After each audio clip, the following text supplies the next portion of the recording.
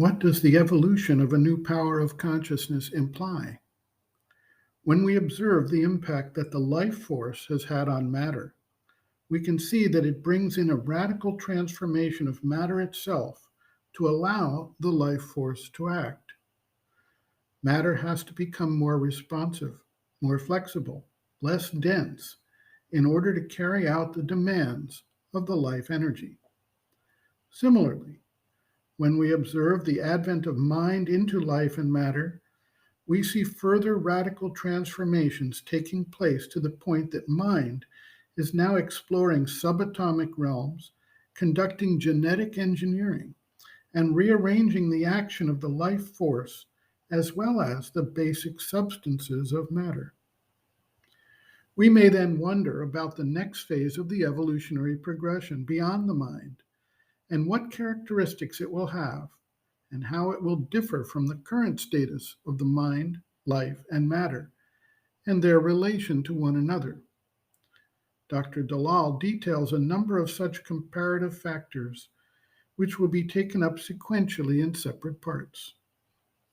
The first major difference is in the level of awareness that begins to make aspects of our being and existence, of which we remain mostly ignorant at present, susceptible to our awareness.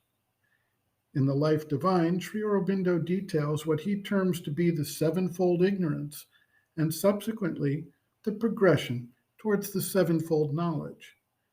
There's an ignorance of what remains not only unconscious or subconscious to us, but also of those realms and aspects which are superconscious, above our current level of awareness, and thus not able to be perceived or understood by us.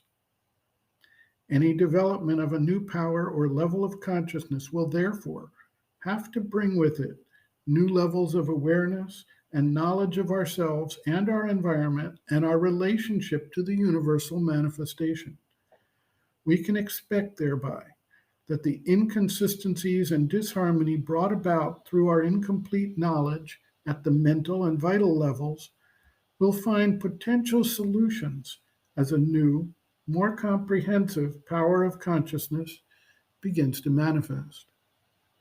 Dr. Dalal notes, quote, "The difference between the presently normal state of consciousness and the more evolved state of consciousness at which inner growth aims is reflected in their contrasting characteristics, some of which are indicated below. A. The normal state of consciousness is more or less submerged in unconsciousness.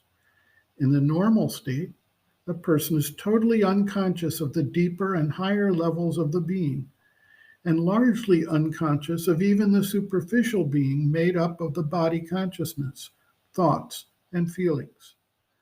With the inner growth of one's being, there comes an increasing consciousness, for consciousness is the very nature and essence of being." End quote. Reference, Sri Aurobindo and the Mother, Growing Within, The Psychology of Inner Development, Introduction, page Roman V,